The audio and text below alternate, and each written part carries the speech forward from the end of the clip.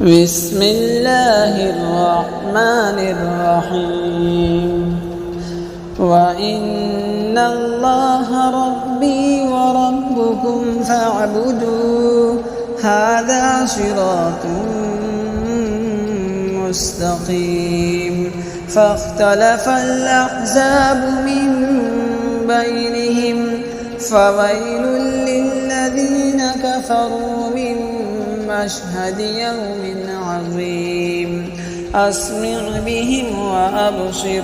يوم يأتوننا لكن الظالمون اليوم في ضلال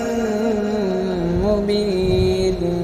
وأنذرهم يوم الحسرة إذ قضي الأمر وهم في غفلة وهم لا يؤمنون إنا نحن نرث الأرض ومن عليها وإلينا يرجعون واذكر في الكتاب إبراهيم إنه كان صديقا نبيا إذ قال لأبيه يا